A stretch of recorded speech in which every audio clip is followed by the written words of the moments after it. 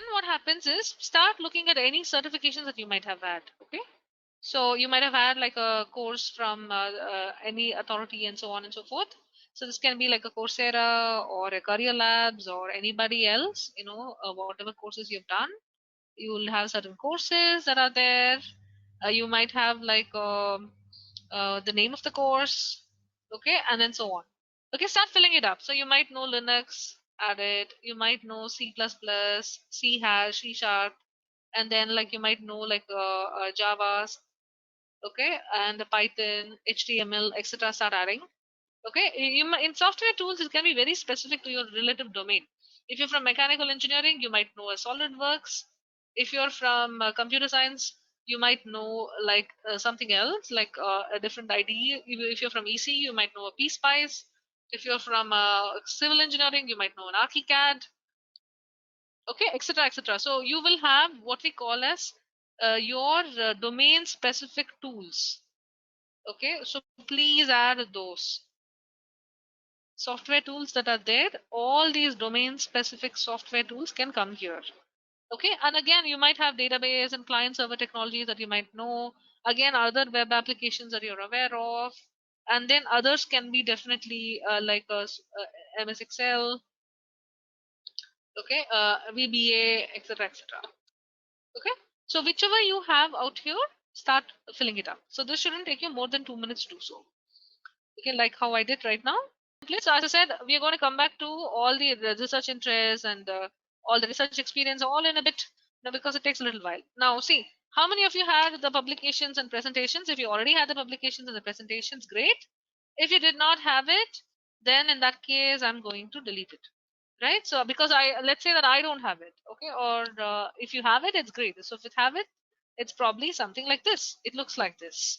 Okay, so this is a particular paper and all that. See, this is one of my all-time favorite papers. I loved it in grad school, which is why I keep it.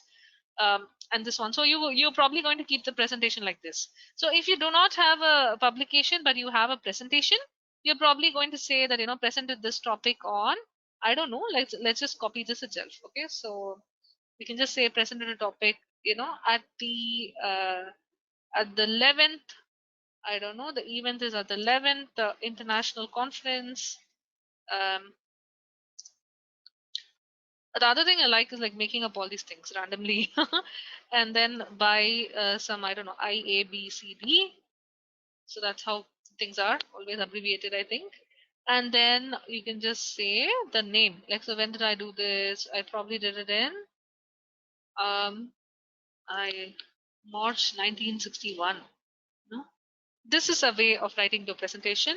You can also say attended such and such workshop on by held by such and such person, organized by, I don't know, LabVIEW. So it can be anybody, it doesn't matter. So these are ways of writing. So you might say that, hey, why are you spending so much time? Trust me, my team suffers a lot by every time you guys don't do this. Either you don't add the details, you don't add the month, you don't add the year, and so on. Okay, so that's exactly why all these details matter a lot. So this is one of the ways of doing it. If you already have it, if you don't have it, work towards it. All right, and the certifications is something that we already saw. Very straightforward. You can look at this as an example. Please go through the comments. You can always look at the comments. So that's given there. That's nice. And then again, you can also say I won. You can also see secured the third place. Okay, in the Rangoli competition. I don't know, held by Lions Club in such and such date. Okay, so we can always keep adding. See, third place out of what? So see, out of 5 people or out of 500 people. So that is what is needed. So this was meant to be a open bracket. Okay, so out of 500 or out of this one, so that is always gives a context. See, if I get the third place out of 5, that's like kind of bad, very sad.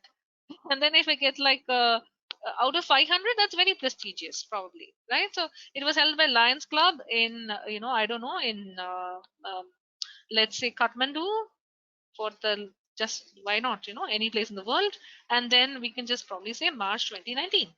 So that is basically gives a context and also sets the stage for what is needed, right? So this is why this is the way of making sure that all the details are present, and it shows the value also. I got third out of 500 people. That's so big. I got second out of 2 people. That's so bad.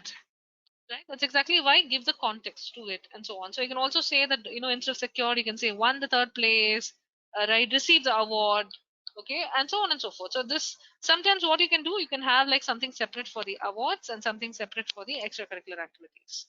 So that is also other things that you can do, right? So you can and extracurricular activities can be like, volunteered for the NGO, such and such NGO, for NSS and etc. and so on, right? NSS and organized 25 events from